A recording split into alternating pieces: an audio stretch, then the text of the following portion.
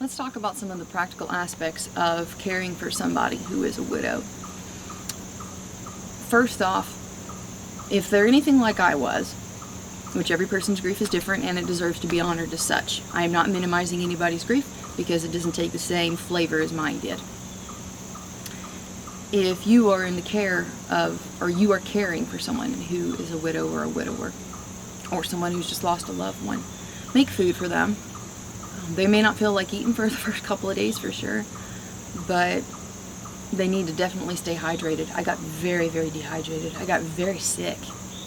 And honestly, right at about 3-4 weeks out, I knew that if I didn't eat, I was probably going to die. And people who, who haven't been through this can watch this and say, oh, that's ridiculous. When your heart and when your mind decide, I want to die, it will find a way to make the body follow. So make sure that if you are caring for somebody that you're with them, sometimes they're going to need to be alone, to process things. That's okay. I would just say be in proximity to them. That helped me. And when you make food for them, eat it with them. If you eat with them, there are times that I basically ate out of guilt because I didn't want to tell somebody no, but it's okay. It's okay. It's okay to be cajoled into self-care at that point. So that's a practical thing. Make food for people. Another thing that we can do is to reach out to people who've had similar experiences. I did not know anybody in my age group, or even honestly twice my age group, who had been through this. So, actually save one person, one friend who had been widowed himself 6 weeks prior.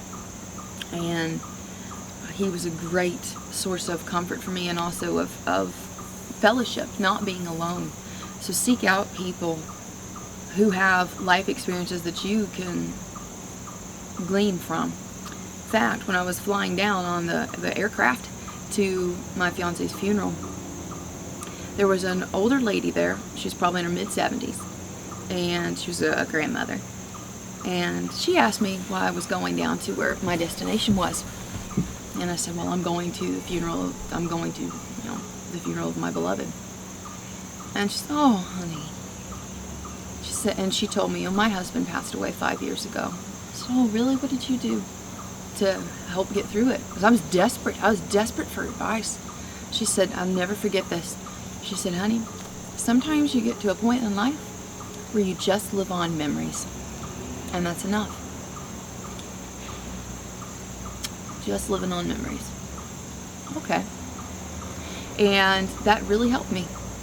That was something that replayed in my mind quite frequently, early on especially, because I didn't really want to live, and I didn't want to live without my beloved. And you can probably resonate if you're going through this. You can resonate with that. So seek out people who have similar experiences. It doesn't have to be that they're widowed or that they've walked exactly the same path that you have. They may have lost a mother, a father, may have lost a child. Those are heavy things. But I tell you, when you come through it on the other side of things, and I'm not through it by any means. I mean, I still have days that I struggle. Let's be honest here. And it's 16 months out. They're more infrequent as they were. That doesn't make me a cold-hearted bitch. That just means that I'm a survivor. And you will be too. You will get through this. If you're watching this and you're a widow or a widower, you're going to get through it. It will be tough. It's like being refined in the fire. When you're going to refine a precious metal, what do you have to do? You put it in the fire and you burn away the dross. And that is what shitty things in life do. That's what they do to us.